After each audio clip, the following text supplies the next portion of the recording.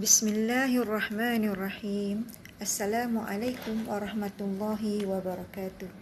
Yang dihormati dan dikasihi guru-guru dan murid-murid yang diraikan dalam majlis khatam Al-Quran pada tahun ini.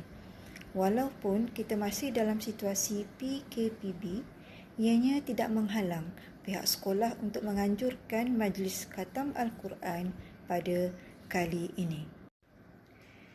Daripada Aisyah radhiyallahu an, beliau berkata, Rasulullah sallallahu alaihi wasallam bersabda yang bermaksud, sesungguhnya tiap-tiap sesuatu itu mempunyai kemegahan yang mana manusia berbangga dengannya, dan yang menjadi kemegahan umatku ialah Al-Quran yang mulia.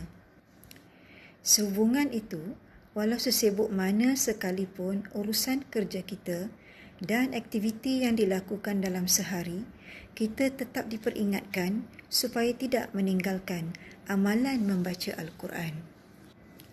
Membaca Al-Quran bermakna seseorang itu sentiasa mengingati Allah Subhanahu Wa Taala. Satu perkara yang perlu sentiasa terpahat pada hati dan fikiran setiap Muslim adalah membaca Al-Quran itu bukan hanya mampu memperoleh pahala bacaannya sahaja, malah ia bakal menjadi penyelamat, pelindung serta syafaat kepada pembacanya pada hari akhirat kelak.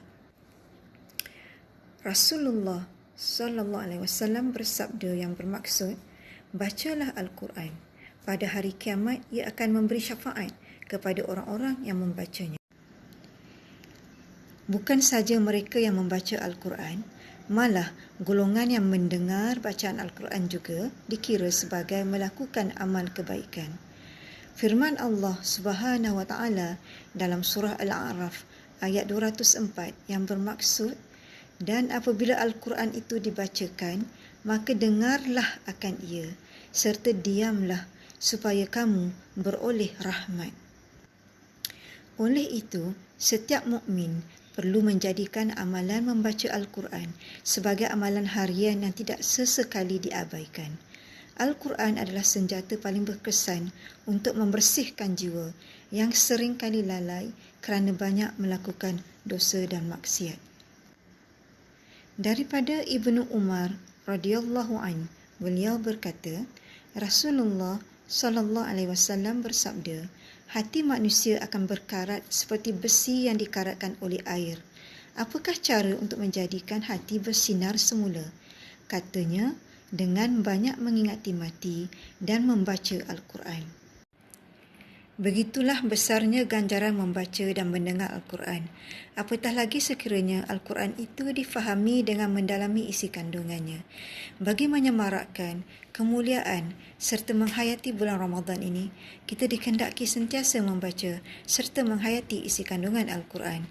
Ini kerana amalan membaca Al-Quran itu dikira sebagai berzikir, malah zikir Al-Quran lebih utama daripada zikir yang lain.